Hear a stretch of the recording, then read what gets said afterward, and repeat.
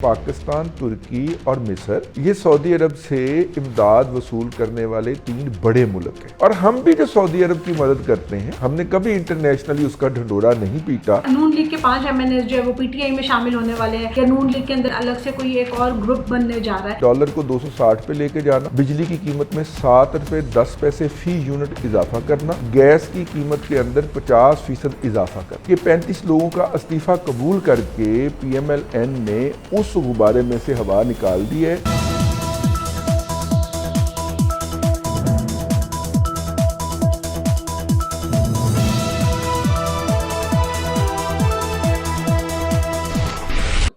अस्सलाम वालेकुम नाज़रीन, प्रोग्राम बात से बात के साथ मैं हूं आपकी मेज़बान अफीफा राव और मेरे साथ मौजूद है मुल्क के नामवर तज्ज़ियाकार रिजवान रज़ी साहब।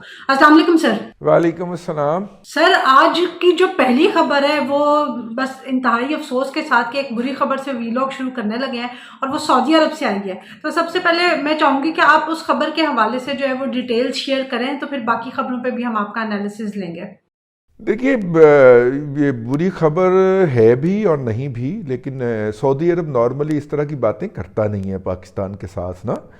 और ये सऊदी अरब से ही कह लें, लेकिन सऊदी सफ़ीर जो हैं वो डिवोर्स में हैं। डिवोर्स एक जगह पे है, वहाँ पे वर्ल्ड इकनॉमिक फोरम हो रहा है। इस दफ़ा हमारा बंदा तो कोई नहीं गया उधर, लेकिन वो पहुँचे हुए हैं।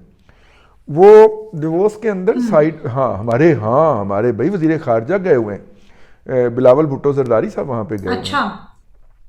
तो वहाँ पे उन्होंने भी पिछले दिनों अल जज़ीरा को इंटरव्यू दिया था। बिलावल ने, अगर आपको याद हो तो, वहाँ पे सऊदी वज़ीर ख़ज़ाना ने इंटरव्यू दिया है और उसमें उन्होंने कहा है कि पाकिस्तान, तुर्की और मिस्र ये सऊदी अरब से इमदाद वसूल करने वाले 3 बड़े मुल्क हैं। तो हम जब इनको पैसे दे रहे हैं, हमने पाकिस्तान का रोल ओवर कर दिया है, जो पहला जो पैसा था और भी देंगे, और हम इनको तेल भी उधार देने लगे हैं। ये सारा कुछ उसने डिटेल में कहा। लेकिन हम ये चाहते हैं कि पाकिस्तान जो है वो अपने यहाँ इकनॉमिक रिफॉर्म्स करे। ये नहीं हो सकता कि हम सऊदी लोगों के से टैक्स लगा के जो पैसा वसूल करें वो हम बग़ैर हिसाब किताब के पाकिस्तान को देते जाएं। ये तो है खबर, ठीक है। पाकिस्तान सर, ये वैसे उनकी बात हकीकत पे मबनी है और मेरे ख्याल से कोई भी अगर आपको पैसे देगा तो वो ये सोचेगा तो जरूर। बिल्कुल आपने सही कहा कि कोई भी आपको कोई मुल्क हो, कोई दोस्त हो। देखिए, ये तो नहीं हो सकता ना कि आप दोस्त से कहें कि मेरी हालत बहुत ख़राब है और आप मुझे इमदाद करें, और आप इमदाद लेके फौरी तौर पे फूड पैंडा के ऊपर जो है वो मुतंजन का, बिरयानी का और कढ़ाइयों के आर्डर जारी कर दें। तो वो कहेगा कि यार हालत तो आपकी ख़राब है, लेकिन ये जो आप याशी फरमा रहे हैं मेरे से उधार लेके, ये मैंने आपको इसलिए तो नहीं दी थी ना, ठीक है ना। आपने कहा था हालत ख़राब है, तो यही मेरा ख्याल किसी से मिलता जुलता जो है मामला वो सऊदी हुकूमत का है। उनका कहना है कि पाकिस्तान को इकनॉमिक रिफॉर्म्स करनी चाहिए, और इकनॉमिक रिफॉर्म्स के अंदर ये है कि अपना टैक्स नेट बढ़ाना चाहिए। जो लोग टैक्स नहीं देते उनको टैक्स नेट के अंदर लाना चाहिए। मेरा ख्याल है इनमें से कोई ऐसी डिमांड नहीं है जो गैर फितरी हो या बुरी हो। लेकिन इसमें जो पॉजिटिव पहलू है वो ये है कि जो इमदाद सऊदी अरब दे रहा है, या जो मदद हम ऐसे कह लें सऊदी अरब माली मामलात में पाकिस्तान की कर रहा है, वो जारी रहेगी जी, ठीक है ना।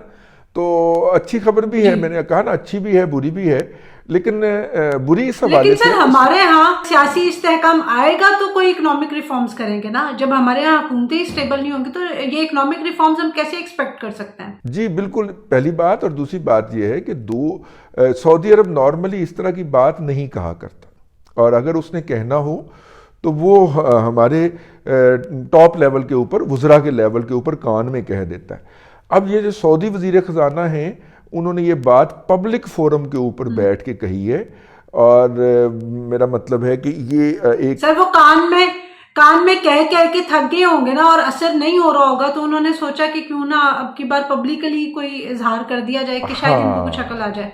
ये भी पहलू हो सकता है, या ये भी पहलू हो सकता है कि वो अपने लोगों को सुनाना चाह रहे हों कि देखें, अगर हम पाकिस्तान को मदद कर रहे हैं तो हम उसे ये भी कह रहे हैं कि अब वो अपने हालात ठीक करे। तो दोनों सूरतें हो सकती हैं। लेकिन नया इसमें ये है कि वो ये है कि सऊदी अरब ने कभी ऐसी बात कही नहीं है, और हम भी जो सऊदी अरब की मदद करते हैं हमने कभी इंटरनेशनली उसका ढंढोरा नहीं पीटा। अब वो क्या मदद करते हैं, जब हमारी हुकूमत नहीं बताना चाहती तो हमें भी नहीं बताना चाहिए, लेकिन हम सऊदी अरब की बहुत सारे मौज़ूआत के ऊपर बहुत सारे शोबों में बहुत ज़्यादा मदद करते हैं, और हमने भी कभी उसका ढंढोरा नहीं पीटा। पता नहीं किस पर्सपेक्टिव में ये बात हुई है, लेकिन बहरहाल पाकिस्तान के मीडिया के ऊपर ब्रेकिंग न्यूज़ के तौर पे चल रही है इस वक्त। सर, ये तो होगी सऊदी अरब की बात, लेकिन जो इस वक्त सबसे ज़्यादा इम्पॉर्टेंट सूरत हाल बनी हुई है वो लंदन में बनी हुई है, और पाकिस्तानी सियासत के हवाले से कि मुस्लिम लीग नून की जो है ना वहाँ बड़ी बैठक चल रही है। अब आप ये बताएं कि वहाँ के हवाले से आपके पास क्या अंदर की खबर है कि मुस्लिम लीग नून आगे क्या करने वाली है? वो अंदर की खबर तो थी, लेकिन आपके व्लॉग में बैठने से पहले मैंने देखा एक दो व्लॉग्स में वो डिस्कस हो गई है, तो अब वो अंदर की तो नहीं रही, अब तो बाहर की खबर हो गई अच्छा। है। देखिए, इस वक्त PMLN जो है, या उसकी क़यादत जो है, या उसको बुली करने वाले जो हैं, या उसको डिक्टेट करने वाले जो भी हैं, वो ये तासुर बना रहे हैं कि PMLN ने हुकूमत लेके हमाकत की थी। एक महंगाई जो है इन्होंने पहले रेला चला लिया था, जिसके ऊपर लोगों ने बहुत ज़्यादा एहतजाज किया और PMLN की मकबूलियत भी नीचे गई। अब उनका ख्याल है कि जैसे ही उनकी मकबूलियत थोड़ी सी बहाली की तरफ चली है, अब IMF का प्रोग्राम बहाल नहीं होता उस वक्त तक जब वो नया रेला नहीं चलाते। उसमें डॉलर को 260 पे लेके जाना, बिजली की कीमत में 7 रुपये 10 पैसे फ़ी यूनिट इजाफा करना, गैस की कीमत के अंदर 50% इजाफा करना, ठीक है, ये शामिल है। अब ये तीनों इकदाम ऐसे हैं जिससे बराह रास्त जो सफ़ेद पोश तबका है वो हर्ट होगा। तो नतीजे के तौर पे PMLN अगर कोई थोड़ी सी मकबूलियत के लेवल पे बैठी हुई है, या वो कह रही है कि हमारी मकबूलियत बहाल हो रही है, तो उसको ये तोप के गोले की तरह लगेगा। वो आपकी बात ठीक है कि सिर्फ पंजाब में महंगाई नहीं हो रही, बाकी जगहों पर भी महंगाई हो रही है, लेकिन बात यह है कि इस वक्त जब जो एक आम आवाम है, एक आम आवाम के तौर पे मैं आपसे बात कर रही हूँ कि एक आम आवाम ये देखती है कि मेरे मुल्क का वजीर आजम कौन है, एक आम आवाम ये देखती है कि मेरे मुल्क का फाइनेंस मिनिस्टर कौन है, वो है शहबाज शरीफ साहब और इसहाक डार साहब। और ये वो पार्टी है जो कि पिछले कई साल से जो है वो इक़्तिदार में रही है, और अभी भी हुकूमत लेने से पहले उनका दावा ये था कि हम डॉलर को भी नीचे लेके आएंगे, हम पेट्रोल की प्राइस को भी नीचे लेके आएंगे, और वो ये कहते थे कि ये हमने पहले करके दिखाया है और हम करके दिखा सकते हैं। तो अब जब उनके दावे गलत साबित हो रहे हैं तो ऑब्वियसली आवाम जो है वो तो अपने बड़ों की तरफ देख रही है ना, जिनके ऊपर उन्होंने ट्रस्ट किया था, ये एक आर्गुमेंट है जो आप ओहदे पे बैठे हैं। ये एक आर्गुमेंट है जो आप दे रहे हैं। मैं इसका काउंटर आर्गुमेंट पेश कर चुका हूं कि अगर आपको इन तमाम चीज़ों का कैलकुलेशन थी, चूंकि वो बड़ी कैलकुलेशन करके बैठे हुए थे, हमें बताया जाता था कि इसहाक डार साहब जो है वो रात को सिर्फ 2 घंटे सोते हैं, और वो पाकिस्तान की जब वो फाइनेंस मिनिस्टर नहीं बने थे तो पाकिस्तान की इकॉनमी के बारे में फ़िक्रमंद रहते हैं, बल्कि इतने फ़िक्रमंद रहते थे कि मिफ्ता साहब को कहना पड़ा कि मुझे काम करने दें, आपकी मेहरबानी है, मैं बेहतर कर लूँगा। तो जब वो नहीं, उनको इत्मीनान हुआ तो वो खुद आके बैठ गए, उनको इजाज़त दे दी गई कि वो वापस पाकिस्तान तशरीफ़ ले आएँ, और अदालतों ने उनके मुकदमात भी हाथों हाथ ख़त्म कर दिए। तो इजाज़त मिली तो आए ना, समझा करें। तो मेरा मतलब है कि ये एक आर्गूमेंट था, मैंने उसका जो आपने पेश किया, मैंने उसका उससे पहले ही काउंटर आर्गूमेंट पेश कर दिया कि ये जो महंगाई की है इन्होंने दूसरी PDM की दूसरी पार्टियों को भी तो हर्ट करना था ना, तो उनको भी किया होगा। तो अगर उनको वो अपने जेन्युइन वोट बैंक को या वोट बेस को ना सिर्फ के बरकरार रखने में कामयाब नहीं है, बल्कि पीपल्स पार्टी ने तो कराची में गेन किया है। ये तो सारी इस वक्त सिचुएशन तो कराची की, मेरा नहीं लगता कि वो कोई इस तरह से इलेक्शन के रिजल्ट को एक्सेप्ट कर रही है सारी जमातें। देखिए, बात ये है कि इस वक्त जमात इस्लामी जो है वो सिर्फ पीपल्स पार्टी पे एतराज़ नहीं उठा रही, वो PTI पे भी एतराज़ उठा रही है। जमात इस्लामी की अपनी भी एक सीट कम हो गई, क्योंकि वो सीट जो थी रीकाउंटिंग में पीपल्स पार्टी के पास चली गई। जमात इस्लामी ने एक सीट PTI की भी छीन ली, ठीक है। मज़े की बात यह है कि अब तक जो नेट सीटों में कमी वाक़या हुई है वो सिर्फ PTI के हुई है, बाकी दोनों जमातों ने गेन किया है रीकाउंटिंग के अंदर। 8 से 12 सीटें हैं जिनके ऊपर जो है वो इतराज़ है जमात इस्लामी को, पीपल्स पार्टी को और PTI को। तो 230-38 सीटों के ऊपर इलेक्शन हुए थे, उसमें से अगर 8 से 10-12 सीटों के ऊपर इतराज़ हो भी जाता है तो इसका मतलब है कि एज ए होल वो इलेक्शन जो हैं वो कमोबेश दुरुस्त हुए, ठीक है। ये बात हमें सर, मद्देनजर रखनी अगर- चाहिए। वो 12 सीटों का रौला है, ठीक है। वो जमात इस्लामी कहती है कि जी, वो आप बिल्कुल। पहले हमें वापस करें तो हम आपको देंगे, और वो जमात इस्लामी का सही। नुक्ता नज़र दुरुस्त भी है, क्योंकि इलेक्शन पोलिंग बूथ के ऊपर जो रिजल्ट उनको दिए गए थे, लेकिन अनाउंस जो किए गए वो गलत उनके मुताबिक नहीं थे। तो या तो फिर जो वहाँ पे मौजूद था बंदा उसने गलत काम किया, या जो उन्होंने मतलब कहीं ना कहीं तो हुई है, तो वो इलेक्शन कमीशन में लग गई है पिटीशन। 8 सीटों बिल्कुल। की जो है वो के लिए नोटिस जारी कर दिए हैं इलेक्शन कमीशन ने पीपल्स पार्टी को और पूरे पोलिंग स्टेशन के अमले को और जमात इस्लामी को और पीटीआई को। इस तरह से इमरान खान साहब ने भी कल कहा कि जी हुकूमत अप्रैल के एंड तक जो है वो इलेक्शन करवाने पे मजबूर हो जाएगी। तो आपको लगता है कि वाकई इमरान खान साहब की इस बात में दम है कि कोई अप्रैल के आखिर तक इलेक्शन हो सकते हैं? देखिए ये नाजुक बात है, इसको कहने के ऊपर, ये बात कहने के ऊपर जो है वो थोड़ा सा मैं बड़ी माजरत तलब कर लूँ पाकिस्तान की अदलिया से, लेकिन ये बात तय है कि इमरान खान साहब जो हैं वो चाहते हैं कि मौजूदा चीफ जस्टिस सुप्रीम कोर्ट और मौजूदा chief justice Lahore high court, ये दोनों अपने ओहदों पे बरकरार रहें जब वो इलेक्शन में जाएं। ये उनकी पूरी सरतोड़ कोशिश है। तो मौजूदा चीफ जस्टिस पाकिस्तान जो हैं वो सितंबर में रिटायर होकर चले जाएंगे। पीडीएम का ख्याल ये है कि चले लाहौर हाई कोर्ट पीटीआई के कब्जे में रहे, क्योंकि लाहौर हाई कोर्ट के चीफ जस्टिस के दामाद जो हैं वो गुज़िश्ता हुकूमत की कैबिनेट का हिस्सा रहे हैं, ठीक है। तो वो कहते हैं चले लाहौर हाई कोर्ट इनके पास रहे, लेकिन कम से कम सुप्रीम कोर्ट से तो होना हो। अगर हमें लाहौर हाई कोर्ट से रिलीफ नहीं मिलेगा या हमारे खिलाफ फैसले आएंगे तो हम सुप्रीम कोर्ट से जाके मेरिट ले लेंगे। ये एक ट्रेजिडी, हम सुप्रीम कोर्ट से जाके फैसला ले लेंगे या इंसाफ ले लेंगे, क्योंकि मेरा मतलब है कि ये तो जिसे कहना चाहिए ना कि वन साइडेड चली जा रहा है ना, यहाँ पे आइन री राइट हो ही जा रहा है, लेकिन मैं इस पर बात नहीं करना चाह रहा। ये पीडीएम की ख्वाहिश ही है, मैं आपको अंदर की बात बता रहा हूँ कि कम से कम कोई एक फोरम तो हमारे लिए मौजूद हो जहाँ से हमें कोई ये तवक्को हो।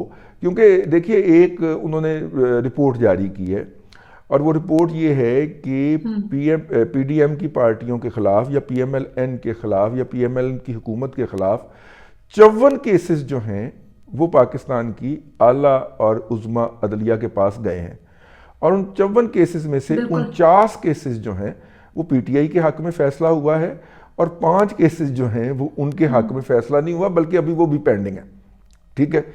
तो मेरा मतलब है यहाँ जहाँ पे बिल्कुल वन साइडेड चल रही हो और वो नज़र आ रहा हो सामने चलता हुआ, तो वो अवॉइड करेंगे ना। यानी देखें वफाकी हुकूमत तो इस कदर दीवार के साथ लग गई है कि उसने अटार्नी जनरल अपॉइंट नहीं किया अभी तक, क्योंकि जजेस का ख्याल है कि जो नया अटार्नी, सुप्रीम कोर्ट के जजेस का, कि जो नया अटार्नी जनरल है वो आज़ादी इजहार के ऊपर और जुडिशरी की न्यूट्रलिटी के ऊपर बिलीव रखता है। एतराज़ देखो किया है, और वो जो है वो किसी भी इनके पसंदीदा जजेस को ऊपर एलिवेट नहीं होने देगा। तो लिहाजा इन्होंने अटार्नी जनरल नहीं लगाने से इनकार कर दिया। ये उनका बयान, उनका इंटरव्यू आ चुका है कि अगर हम 2/3 अक्सरियत से नहीं जीतते हम फिर सड़कों पे होंगे। और सड़कों पे उन्होंने जो होना है वो आपको पिछले दिनों नज़र आ गया, जितने कि वो लोग सड़कों पे निकाल पाए हैं वो सबके सामने हैं। अब हम मीडिया वाले उसको कन्वेक्स लेंसेज दिखा दिखा के जितना मर्जी बड़ा दिखाते रहे, लेकिन बहरहाल एक फ़र्क तो पड़ा है, आहिस्ता आहिस्ता पड़ा है, लेकिन पड़ गया है वो फ़र्क। वो वाली पावर जो वो शो किया करते थे सड़क के ऊपर, हमें ये तस्लीम करनी चाहिए कि वो जो आखिरी एक्टिविटी जो उन्होंने की है मार्च वाली, लॉन्ग मार्च वाली, वहाँ पे भी नहीं कर पाए। फिर उन्होंने दूसरा काम शुरू किया कि महंगाई के खिलाफ हम मुजाहरे करेंगे, याद है ना, उन मुजाहरों के अंदर वो लोग इकट्ठे नहीं कर पाए।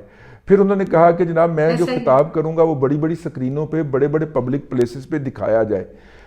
उस तरह का एक खिताब था। मैं बहावलपुर में गया हुआ था, तो वहाँ पे एक बहुत बड़े चौक में उन्होंने वो खिताब लगाया हुआ था। आप मेरे से कसम ले लें, ठीक है, 100 से ज़्यादा बंदा नहीं था वहाँ पे।